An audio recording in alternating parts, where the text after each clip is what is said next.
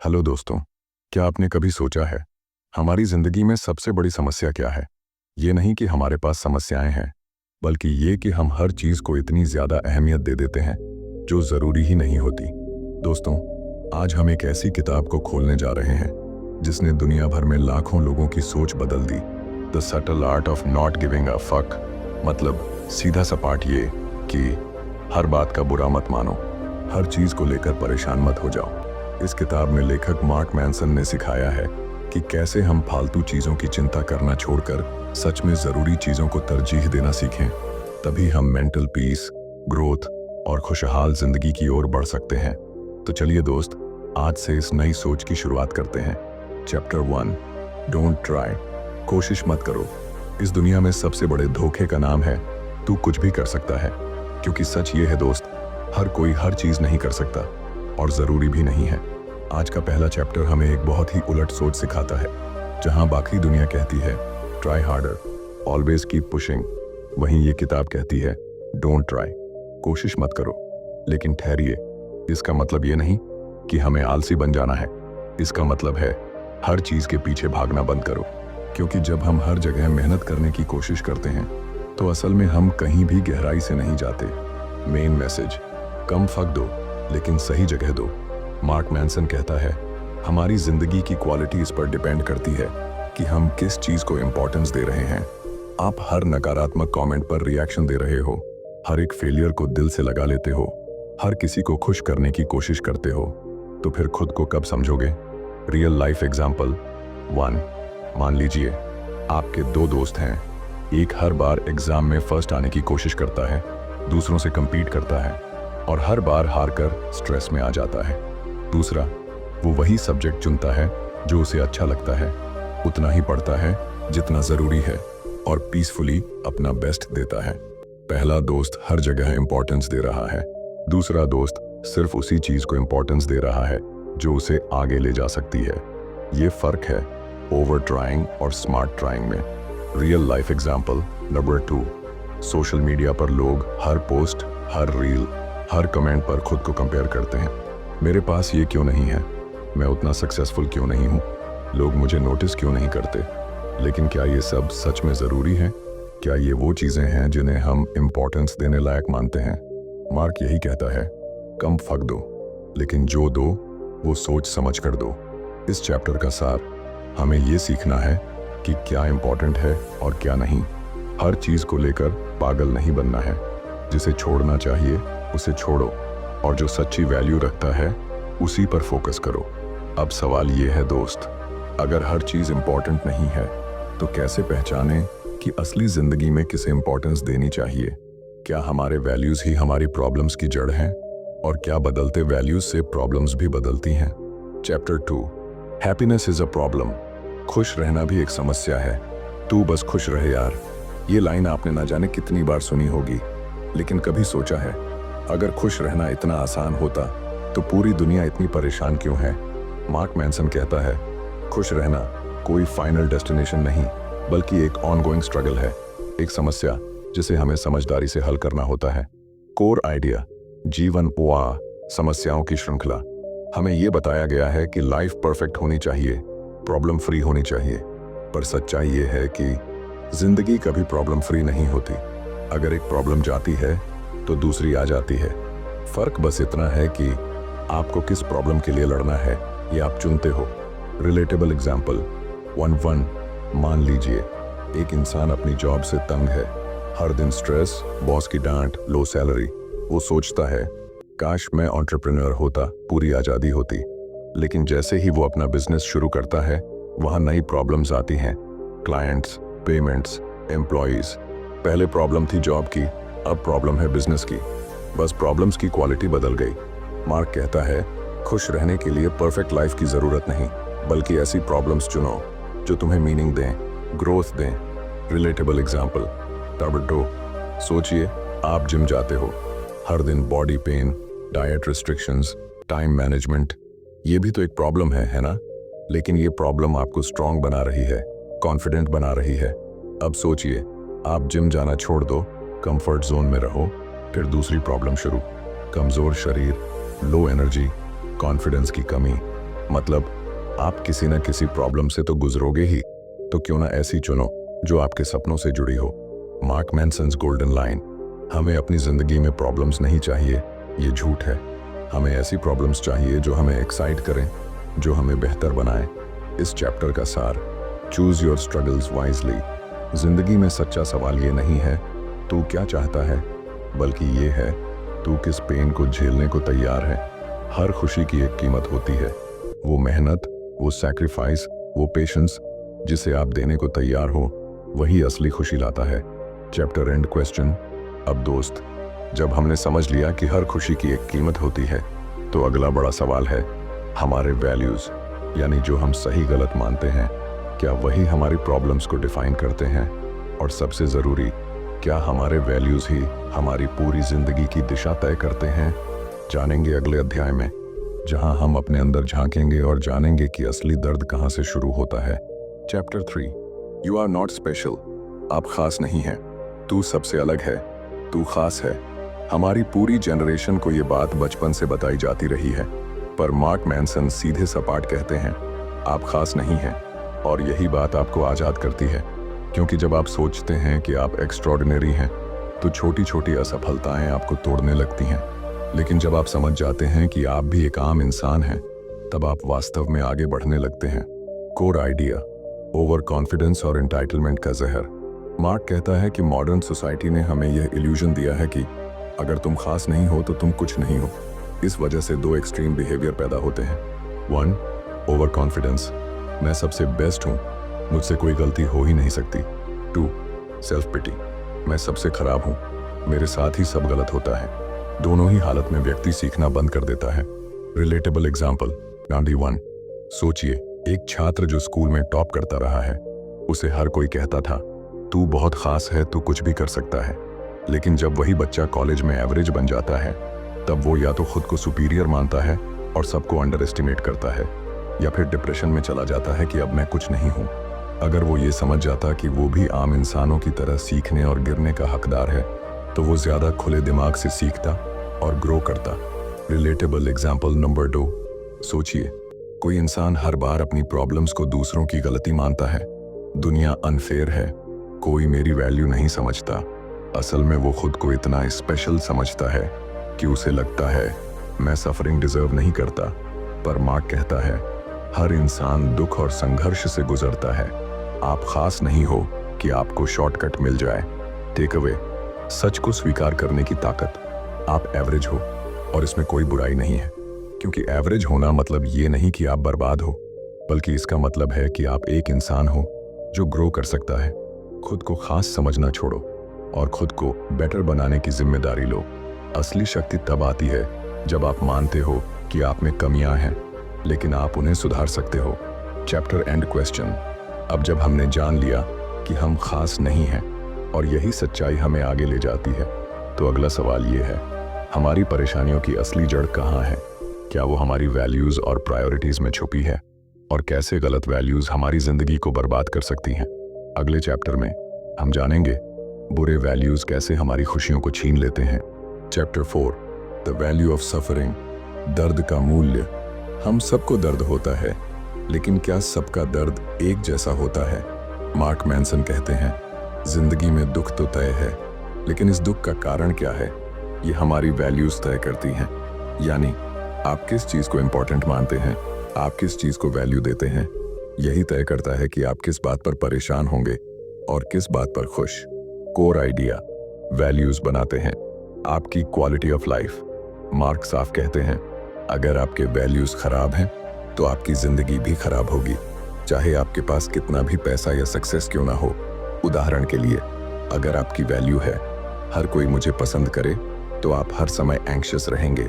लेकिन अगर आपकी वैल्यू है मैं सच बोलूंगा चाहे लोग कुछ भी सोचें, तो आप शांत और कॉन्फिडेंट रहेंगे। Relatable example number 1। सोचिए, एक लड़की अपने इंस्टाग्राम लाइक्स से अपनी वैल्यू मेजर करती है। अगर लाइक्स कम आ गए, वो दुखी हो जाती है, क्योंकि उसकी वैल्यू है ऑनलाइन वैलिडेशन, जो कि मार्क के अनुसार बैड वैल्यू है। लेकिन अगर उसकी वैल्यू होती मैं कंटेंट से लोगों की हेल्प करूं, तो वो इस बात पर ध्यान देती कि उसका मैसेज मीनिंगफुल है या नहीं। रिलेटेबल एग्जाम्पल नंबर 2, एक एम्प्लॉई की वैल्यू है, मुझे हर हाल में प्रमोशन चाहिए। तो जैसे ही उसका कॉलीग प्रमोट हो गया, वो अंदर से जलने लगता है, कंपैरिजन करने लगता है और अपनी वैल्यू खो बैठता है। लेकिन अगर उसकी वैल्यू होती, मैं हर दिन कुछ नया सीखूं, तो वो दूसरों की सक्सेस से इंस्पायर होता, न कि परेशान। गुड vs बैड वैल्यूज, क्या फर्क है? बैड वैल्यूज 1, पॉपुलैरिटी, दिखावा, दूसरों से जीतना। 2, कंफर्ट जोन से ना निकलना। 3, दूसरों की अप्रूवल पर डिपेंड करना। Good values 1, growth, honesty, learning. 2, challenges को एक्सेप्ट करना। 3, सेल्फ रिस्पेक्ट और सेल्फ अवेयरनेस रखना। बैड वैल्यूज आपको कंट्रोल करती हैं, गुड वैल्यूज आपको एम्पावर करती हैं।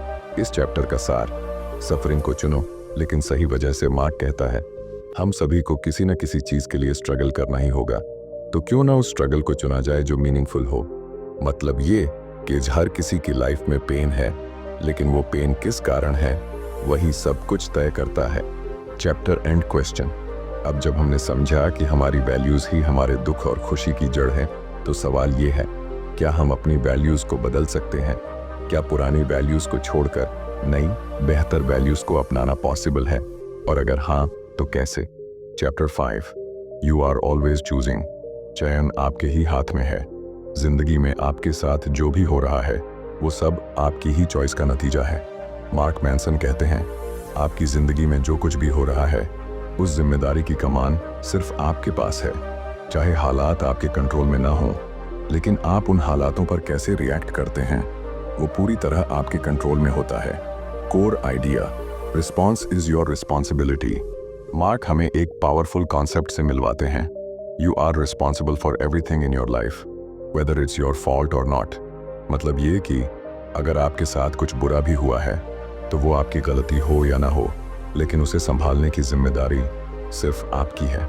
रिलेटेबल एग्जाम्पल नंबर 1, मान लो आपको बचपन में कोई ऐसा दुखद अनुभव हुआ जो आपके कंट्रोल में नहीं था, जैसे घर में फाइनेंशियल क्राइसिस या इमोशनल ट्रॉमा। अब जब आप बड़े हो गए हैं, तो क्या आप हमेशा उसी दर्द में जीते रहेंगे, या फिर आप ये निर्णय लेंगे कि अब मैं अपने जीवन को नई दिशा दूंगा? यही फर्क है विक्टिम और वॉरियर माइंडसेट में। रिलेटेबल एग्जाम्पल नंबर 2, आपका बॉस आपके काम की तारीफ नहीं करता। अब 2 रास्ते हैं, 1, ब्लेम करो, बॉस ही खराब है, कंपनी बेकार है। 2, ओनरशिप लो, मुझे खुद को और बेहतर बनाना है, ताकि तारीफ जरूरी ना हो, काम बोले। मार्क के मुताबिक विकास तभी होता है जब आप जिम्मेदारी लेना शुरू करते हैं। सबसे बड़ा बदलाव, गलतियों की जिम्मेदारी भी लो। मार्क कहते हैं, गलती करना कोई बड़ी बात नहीं है, लेकिन अगर आप उसी गलती को दूसरों पर डालते रहे, तो आप कभी नहीं सीख पाएंगे। ग्रोथ की पहली सीढ़ी है अपने इमोशंस, रिएक्शंस और डिसीजंस की जिम्मेदारी लेना। Good choices, good life. Avoid this. 1, blame game खेलना। 2, हर समय दूसरों को दोष देना। 3, पास्ट में फंसे रहना। Choose this instead. 1, self responsibility लेना। 2, इंट्रोस्पेक्ट करना, मैं क्या कर सकता हूँ। 3, फ्यूचर को बेहतर बनाना। पावरफुल लाइन टू रिमेंबर, हमारे पास हमेशा एक चुनाव होता है, और वही चुनाव हमारी किस्मत तय करता है। Chapter and question. अब जब हम ये समझ चुके हैं कि हर चीज की जिम्मेदारी हमें खुद लेनी है, तो अगला सवाल ये है, हम किन वैल्यूज को चुनें जो हमें लॉन्ग टर्म में हैप्पीनेस और सक्सेस दे सकें, और ऐसी कौन सी वैल्यूज हैं जो असल में मीनिंगफुल होती हैं। अगले अध्याय में जानेंगे good values versus bad values की असली परख और उनकी ताकत। Chapter 6, you are wrong about everything. आप ज्यादातर मामलों में गलत हैं, और ये ठीक है। अगर आप ये सोचते हैं कि आपकी हर सोच सही है, तो शायद यही सबसे बड़ी गलती है। मार्क मैनसन इस अध्याय में कहते हैं कि सच में समझदार वही इंसान होता है जिसे ये समझ आ जाए कि वो सब कुछ नहीं जानता। कोर आइडिया, एम्ब्रेस अनसर्टेनिटी, अनिश्चितता को अपनाओ। हम सभी अपने अपने बिलीफ सिस्टम्स के हिसाब से चीज़ों को देखते हैं, लेकिन ज़रूरी नहीं कि जो हम सोचते हैं वही एब्सोल्यूट ट्रूथ हो। ग्रोथ तब शुरू होती है जब आप अपनी गलतियों को स्वीकार करते हैं। रिलेटेबल एग्जाम्पल नंबर 1, मान लो आप हमेशा मानते थे कि सक्सेसफुल होने के लिए ज़रूरी है कि सब लोग आपको पसंद करें। अब सोचिए, अगर कोई आपको पसंद नहीं करता, तो क्या आप अपने गोल्स छोड़ देंगे? नहीं ना। यही माइंडसेट बदलनी है। हमें ये मानना होगा कि हो सकता है मेरी मान्यता गलत हो, और यही सोच इंसान को सीखने के लिए खोलती है। Relatable example, non relative. Imagine कीजिए, आपको लगता है कि मुझे प्यार में दोबारा भरोसा नहीं करना चाहिए क्योंकि पिछली बार दिल टूटा था। अब ये एक बिलीफ है, लेकिन क्या ये एब्सोल्यूट ट्रूथ है? नहीं, ये बस आपके पास्ट का रिफ्लेक्शन है। मार्क कहते हैं, अपने बिलीव्स को बार बार क्वेश्चन करो। Concept of maturity as per Mark Manson. Maturity अपने बिलीफ को बदलने की एबिलिटी, यानी एक समझदार इंसान वही है जो कह सके, हाँ मैं गलत था और अब मैंने बेहतर समझा। मार्क के अनुसार गलतियां आमान इंप्रूवमेंट के मौके क्या ना करें। 8. हर बात में खुद को सही मानना। 2. पास्ट बिलीव्स को पकड़ के बैठ जाना। 3. ईगो के कारण सीखने से बचना, क्या करना चाहिए। 3. डाउट करना सीखो, क्या मैं सही सोच रहा हूँ। 2. नए पर्सपेक्टिव्स के लिए ओपन रहना। 3. ईगो को साइड रखकर लर्न करना। Powerful quote to remember, the more something threatens your identity, the more you will avoid it, and that's exactly where growth hides. यानी जहाँ डर है वहीं आपका विकास भी छुपा हुआ है। Practical tip, the value of being wrong. हर हफ्ते खुद से ये 3 सवाल पूछो। 1. इस हफ्ते मैंने क्या नया सीखा जो मेरी पुरानी सोच को तोड़ता है। 2. मैं कहाँ गलती कर रहा था और कैसे सुधारा। 3. क्या मैं सिर्फ सही दिखने के लिए जी रहा हूँ या सच में समझदार बनने की कोशिश कर रहा हूँ। अब सवाल ये है, अगर हम ये मान लें कि हम गलत हो सकते हैं, तो क्या हमारे पेन और सफरिंग की भी कोई पॉजिटिव वैल्यू हो सकती है? क्या दर्द भी जिंदगी में ग्रोथ लाता है, और कैसे? यही जानेंगे अगले धमाकेदार अध्याय में, जहां हम बात करेंगे द इम्पोर्टेंस ऑफ सफरिंग की। तैयार रहिए, अगला हिस्सा आपकी सोच को झकझोर कर रख देगा। Chapter 7, failure is the way forward. असफलता ही आगे बढ़ने का रास्ता है। लोग सफलता के पीछे भागते हैं, पर मार्क मैनसन कहते हैं, असल में असफलता ही वो रास्ता है जिससे आप सफलता तक पहुंचते हैं। क्योंकि जिसने कभी फेल नहीं हुआ, उसने कभी कुछ बड़ा करने की कोशिश ही नहीं की। Core idea, fail, learn, repeat. गिरो, सीखो, फिर उठो। मार्क साफ कहते हैं कि हमारी प्रगति का असली मापदंड हमारी फेलियर्स से कैसा रिश्ता है। वो है, फेलियर को अवॉइड नहीं करना है बल्कि एम्ब्रेस करना है। रिलेटेबल एग्जाम्पल, नंबर 1, सोचिए एक बच्चा जो साइकिल चलाना सीख रहा है। वो गिरता है, रोता है, लेकिन हर बार फिर से कोशिश करता है। अब जरा खुद से पूछिए, क्या आपने साइकिल चलाना बिना गिरे सीखा था? नहीं ना। इसलिए फेलियर कोई अंत नहीं है, वो लर्निंग का हिस्सा है। रिलेटेबल एग्जाम्पल, नंबर 2, मान लीजिए आपने एक नया बिजनेस शुरू किया और वह चल नहीं पाया। अक्सर लोग यहाँ रुक जाते हैं, लेकिन जो आगे बढ़ते हैं वही सीखते हैं, ये तरीका नहीं चला, चलो अगली बार और बेहतर तरीके से करते हैं। मार्क कहते हैं, डू समथिंग प्रिंसिपल्स अपनाओ। मतलब कुछ भी करो लेकिन रुको मत। What is the do something principle? अगर कंफ्यूज्ड हो या डर रहे हो तो बस एक छोटा एक्शन लो। Action, motivation, momentum, confidence. उदाहरण, अगर मन नहीं है पढ़ने का तो बस 5 मिनट पढ़ो। लिखने का मन नहीं है तो एक लाइन लिखो। वीडियो बनाना भारी लग रहा है, सिर्फ स्क्रिप्ट खोल लो। जब आप कुछ करते हो, मोटिवेशन अपने आप आता है। मार्क के अनुसार फेलियर से निपटने के सही तरीके क्या ना करें। 1, फेल होने से डरकर कोई एक्शन ना लेना। 2, गलती को आइडेंटिटी बना लेना। 3, परफेक्शन का इंतजार करना, क्या करें। 1, हर हाल में एक छोटा कदम उठाना शुरू करो। 2, गलती को एक लेसन समझना। 3, अधूरा सही पर करना शुरू करना जरूरी है। Powerful quote to remember, action isn't just the effect of motivation, it's also the cause of it. यानी एक्शन लो तभी मोटिवेशन आएगा, वरना सोचते ही रह जाओगे। Practical tip, fail forward technique. 1, notebook रखो जिसका नाम हो फेलियर जर्नल। 2, हर हफ्ते लिखो, इस हफ्ते कहाँ फेल हुआ, क्या सीखा, अगली बार क्या अलग करूं। ये आपकी माइंडसेट को फेलियर से डरने के बजाय उससे सीखने के लिए तैयार करेगा। Chapter and question. तो अब सवाल ये है, अगर असफलता जरूरी है तो क्या हमारे दर्द, संघर्ष और तकलीफ भी जिंदगी में किसी गहरे मकसद से आते हैं? क्या दर्द भी हमारी पहचान बनाने का हिस्सा है? Chapter 8, the importance of saying no. ना कहना जरूरी है। हुक, एक जोरदार शुरुआत। जिंदगी में क्लैरिटी चाहिए तो हाँ से पहले ना कहना सीखो। मार्क मैनसन कहते हैं, जब आप हर चीज को हाँ कहते हो तब आप असल में अपनी आजादी को ना कह रहे होते हो। जिंदगी में सच्चे फोकस की शुरुआत तब होती है जब आप तय कर पाते हो मुझे क्या नहीं करना है। Core message, no is power not rudeness. हम में से कई लोग ना कहने से डरते हैं।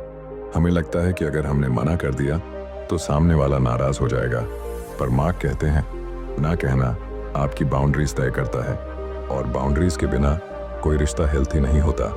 रिलेटेबल एग्जाम्पल नंबर 1, कल्पना कीजिए कि कोई दोस्त बार बार आपकी मदद मांगता है। आप हर बार टाइम निकालते हो अपना काम छोड़कर, लेकिन क्या वो भी आपकी मदद करता है? अगर नहीं, तो क्या हर बार हाँ कहना सही है? नहीं, क्योंकि आपकी सेल्फ रिस्पेक्ट भी इंपॉर्टेंट है। रिलेटेबल एग्जाम्पल 2, सोचिए आप एक नए प्रोजेक्ट पर काम करना चाहते हैं, पर कोई जान पहचान वाला कहता है कि चलो पहले मेरी हेल्प कर दो। आप दिल से करना चाहते हो, लेकिन हर बार दूसरों को प्रायोरिटी देने से आपकी प्रायोरिटीज कब आएंगी? मार्क कहते हैं every yes is a no to something else. मतलब हर हाँ किसी और चीज को ना कह रही होती है। Why saying no is self respect not selfishness.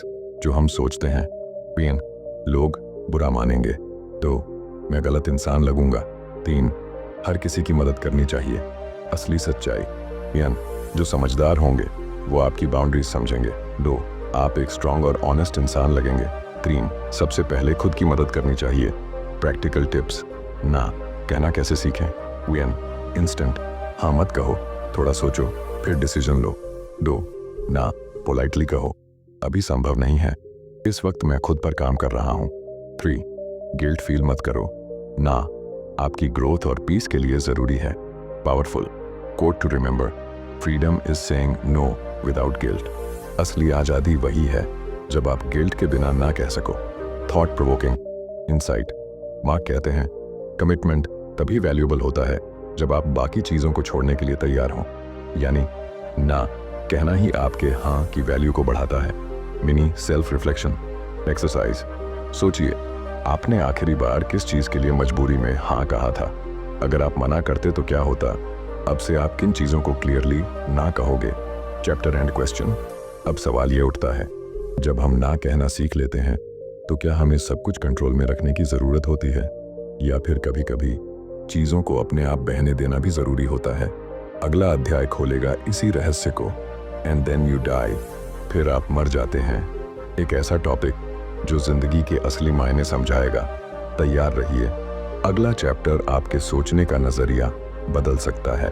Chapter 9 and then you die, और फिर आप मर जाते हैं। आप जो भी कर रहे हैं एक दिन सब खत्म हो जाएगा। सुनने में डरावना लगता है ना, पर यही सच है, और यही सच आपकी जिंदगी को सबसे बड़ी क्लैरिटी दे सकता है। कोर मैसेज, मौत को समझो, जिंदगी को जियो। मार्क मैनसन कहते हैं मौत को स्वीकार करने से हम अपने जीवन की असली प्राथमिकताएं समझ पाते हैं। जब आप जान जाते हैं कि आपकी जिंदगी अनंत नहीं है, तब आप खुद से सवाल पूछना शुरू करते हैं, क्या मैं वाकई वही कर रहा हूँ जो मेरे लिए मायने रखता है? क्या मैं उन चीजों पर ध्यान दे रहा हूँ जो सच में इंपॉर्टेंट है? रिलेटेबल एग्जाम्पल नंबर 1, मान लीजिए आपके पास सिर्फ एक हफ्ते की जिंदगी बची है। क्या आप आज वही काम करेंगे जो रोज करते हैं? शायद नहीं, क्योंकि अचानक आपको वो चीजें दिखने लगेंगी जो वाकई मायने रखती हैं। प्यार, रिश्ते, खुशी, शांति, कंट्रीब्यूशन। रिलेटेबल एग्जाम्पल 2, मार्क एक इंसान की कहानी बताते हैं जिसके करीबी की मौत ने उसकी पूरी सोच बदल दी। वो पहले हर चीज को लेकर परेशान रहता था, लेकिन उस घटना ने उसे सिखाया हर चीज पर प्रतिक्रिया देना जरूरी नहीं है, हर चिंता जरूरी नहीं है। कभी कभी छोड़ देना, माफ कर देना और आगे बढ़ जाना ही असली जीत होती है। जिंदगी के सवाल जो हर किसी को खुद से पूछने चाहिए। व्हेन, अगर मैं कल मर जाऊं, क्या मुझे अफसोस होगा कि मैंने किसी फालतू बात को ज्यादा इंपॉर्टेंस दी? 2, क्या मैं उस लेगेसी पर काम कर रहा हूं जो लोग मेरी मौत के बाद याद रखें? 3, क्या मैं उन लोगों से माफी मांग रहा हूं जिन्हें मैंने हर्ट किया? ट्रूथ बॉम्ब, दर्द, डर और मौत सबसे बड़े गुरु हैं।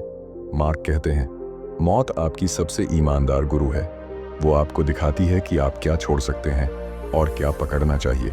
पावरफुल मैसेज, दोस्त, ये किताब आपको ये नहीं सिखाती कि हर चीज में बिंदास बन जाओ, बल्कि ये सिखाती है कि किस चीज में बिंदास बनना है और किस में नहीं। हर किसी को फर्क नहीं पड़ना चाहिए, बल्कि सही चीजों को लेकर ही फर्क पड़ना चाहिए। तो दोस्तों, अगर इस किताब ने आपको सोचने पर मजबूर किया तो कमेंट में ज़रूर बताइए कौन सी एक चीज़ है जिससे आप अब फर्क नहीं पड़ने का फैसला ले चुके हैं। और दोस्त, अगर आप वाकई अपनी सोच, आदतें और ज़िंदगी को बदलना चाहते हो तो अगली वीडियो में हम लेकर आ रहे हैं एक ऐसी किताब जो आपकी सोच को अंदर से हिला देगी। मास्टर योर इमोशंस, छोटी आदतों की ताकत जो धीरे धीरे आपकी पूरी ज़िंदगी बदल सकती है। तो तैयार रहिए, मास्टर योर इमोशंस, एक नई शुरुआत, एक नई सोच के साथ। मिलते हैं अगली वीडियो में। तब तक के लिए खुद को टाइम दो, सही चीज़ों को फोकस दो और बाकी को बोल दो फक इट।